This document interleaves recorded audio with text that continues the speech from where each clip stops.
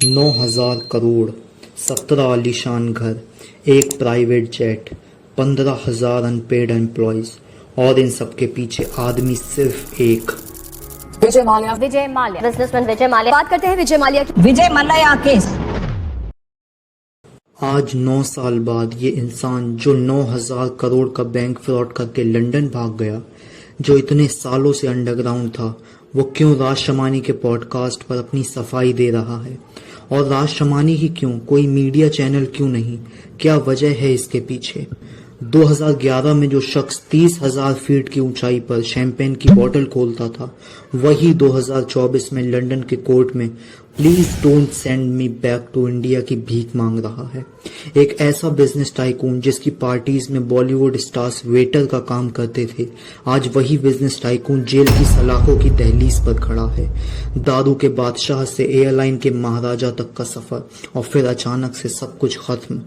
एक ऐसी एयरलाइन जो फ्लाइंग द गुड टाइम्स के नाम से जानी जाती थी, क्यों वो अपने 15,000 एम्प्लॉयज को पैसे दिए बिना ही भाग गई? 2 मार्च 2016 जब किंगफिशर एयरलाइंस का लास्ट प्लेन ऑक्शन हो रहा था, उसका मालिक छुपके से इंडिया से भागने के लिए लंदन की फ्लाइट पकड़ चुका था। 18 दिसंबर 2015 विजय माल्या ने 14 करोड़ लगाकर अपनी 60th बर्थडे पार्टी दी, जो पूरी दुनिया की मीडिया की हेडलाइंस बन गई।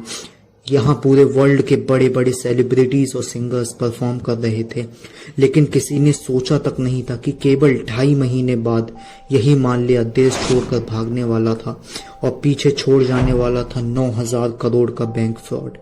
9,000 करोड़ का कर्ज बैंक ने दिया या फिर लूटा गया? कौन कौन बड़ी हस्ती शामिल थी इसमें? क्या विजय माल्या सिर्फ एक चेहरा है या इसका मास्टरमाइंड कोई और ही है?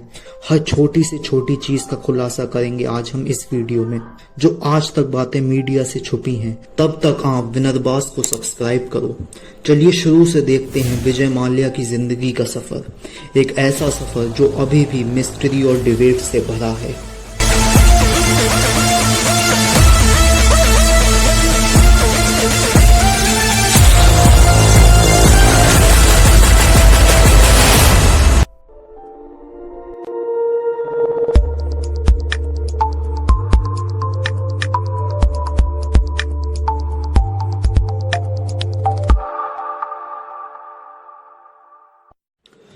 विजय माल्या की शुरुआत किसी हम्बल या गरीब परिवार से नहीं हुई थी। वो एक बड़ी बिजनेस फैमिली में पैदा हुआ था। उसके फादर पहले से ही यूबी ग्रुप के चेयरमैन थे। माल्या एम्पायर्स की असली नींव उसके फादर विट्ठल माल्या ने आज से कई साल पहले रखी थी। साल 1983 विट्ठल माल्या की डेथ के बाद 28 साल की उम्र में विजय माल्या यूबी ग्रुप के चेयरमैन बनते हैं। उस समय यूबी ग्रुप का रेवेन्यू कोई खास नहीं था। विजय माल्या के अंडर यूबी ग्रुप ने एक एग्रेसिव डाइवर्सिफिकेशन स्ट्रेटजी अपनाई और 60 से ज्यादा मल्टीनेशनल कंपनीज को एक्वायर किया। उसने ट्रेडिशनल लिकर बिजनेस से आगे बढ़कर Berger Paints, Best and Crompton, Mangalore Chemicals and Fertilizers जैसी कंपनीज को भी एक्वायर किया और साल 2001 में द एशियन एज न्यूज़पेपर के साथ मीडिया इंडस्ट्री में अपना पहला कदम रखा। माल्या का प्राइमरी फोकस और इन्वेस्टमेंट ज्यादातर लिकर और बियर इंडस्ट्री पर था, जहां उसे बेहिसाब सक्सेस मिली। देखते ही देखते किंगफिशर इंडिया की सबसे बड़ी बियर कंपनी बन गई। किंगफिशर बियर्स ने इंडिया में 50% से ज्यादा मार्केट शेयर हासिल किया और 52 से ज्यादा देशों में अपना ब्रांड टॉप पर बनाए रखा। अपनी बिजनेस एक्यूमेन के अलावा माल्या ने बहुत सोच समझकर अपनी एक फ्लैम्बॉयंट पब्लिक इमेज बनाई, जिससे उसे Kings of the good times का टाइटल मिला। ये टाइटल उसके लिकर और बियर बिजनेस के लिए एक ब्रिलियंट मूव साबित हुआ। इससे लोगों में उसके ब्रांड के लिए लॉयल्टी और बढ़ गई और 2008 में उसने 2 और बड़ी डील्स क्लोज की, जो कि थी F1 कार रेसिंग फ्रेंचाइजी और एक IPL cricket franchise team RCB।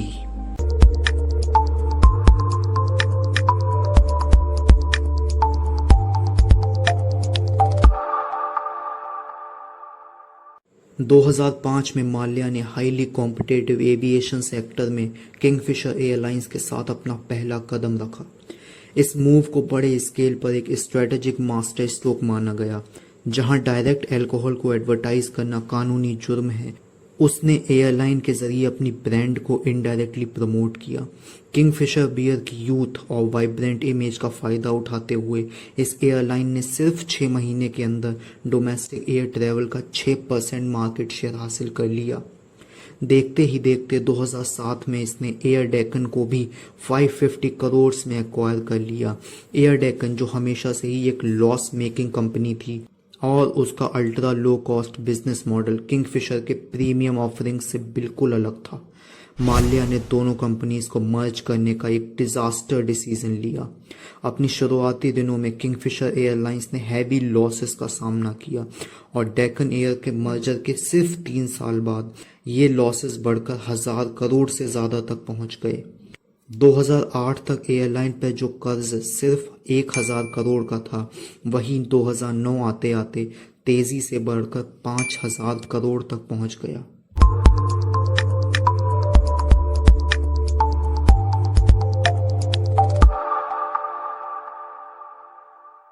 Kingfisher airlines का फाइनेंशियल कोलैप्स एक इंटरनल मिस स्टेप और एक्सटर्नल मार्केट कंडीशंस के कॉम्बिनेशन से पैदा हुआ था।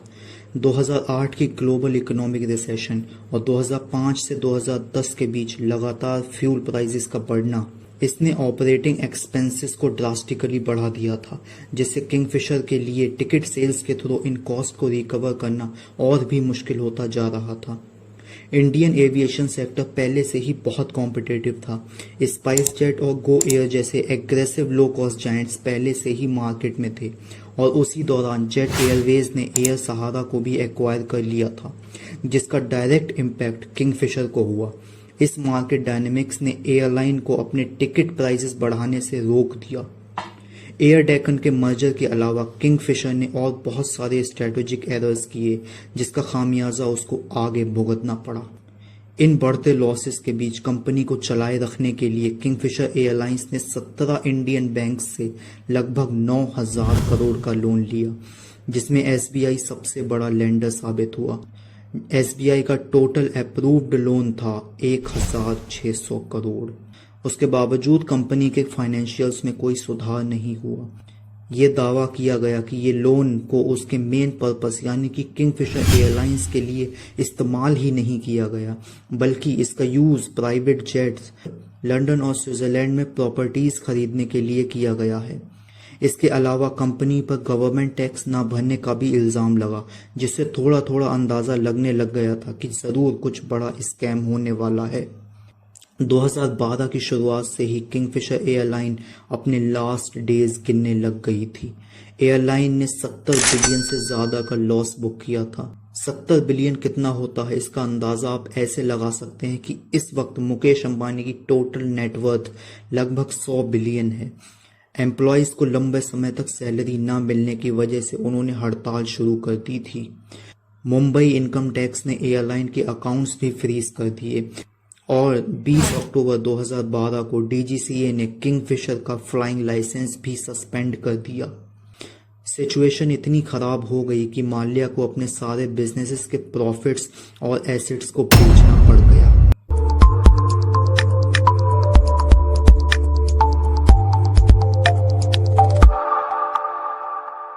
दो मार्च 2016 ये वो डेट थी जब विजय माल्या ने इंडिया छोड़ दिया और आज 2025 में वो यूके में एक आलीशान जिंदगी जी रहा है। ऑफिशियली आज भी वो इंडिया की यूवी ग्रुप का चेयरमैन है। अब सवाल ये है कि माल्या कभी इंडिया वापस आएगा। ऑनेस्टली ये पॉसिबल नहीं है, क्योंकि इंडिया में उसके खिलाफ मल्टीपल केसेस चल रहे हैं। कुछ मीडिया चैनल्स का मानना है कि विजय माल्या सिर्फ एक चेहरा है जिसे बलि का बकरा बनाया गया था। असली मास्टरमाइंड कोई और ही है। कोई कुछ भी कहे, लेकिन ये तो सच है कि उसके फ्रॉड ने इंडिया के बैंकिंग सिस्टम की नींव को हिला कर रख दिया। विजय माल्या की कहानी एक लेसन है कि एम्बिशन और रिस्क के बीच एक बैलेंस होना चाहिए, वरना इंसान कहीं का नहीं बचता। एक टाइम पर इंडिया का सबसे बड़ा बिजनेसमैन आज एक भगौड़े के टाइटल के साथ लंदन में जी रहा है। अब इतने सालों की चुप्पी के बाद विजय माल्या क्यों राज शमानी के पॉडकास्ट पर अपनी सफाई दे रहा है? हो सकता है वो अपनी इमेज दोबारा से रीबिल्ड करना चाहता है, इसलिए उसने मीडिया चैनल्स की बजाय एक ऐसा प्लेटफॉर्म चुना है जहां वो बिना हेजिटेट हुए अपनी पूरी कहानी, अपने लीगल केसेस के बारे में खुले तौर पर बात कर सके। ये कॉन्वर्सेशन एक तरह से उसका पर्सनल ब्रांड रीलॉन्च करने के लिए है, एक ऐसा मौका जहां उसके अगेंस्ट पिछले 9 सालों में जो गलतफहमियां हैं उसको वो क्लैरिफाई कर सके। क्या ये कहानी यहीं खत्म होगी या इसमें एक नया चैप्टर लिखना अभी भी बाकी है, ये तो वक्त ही बताएगा। चलिए, अगर यहाँ तक सुना ही है तो विनोदबाज को सब्सक्राइब करना तो बनता है। जल्द मिलते हैं ऐसी ही किसी और रियल लाइफ से इंस्पायर्ड डॉक्यूमेंट्री के साथ। तब तक के लिए ओके बाय।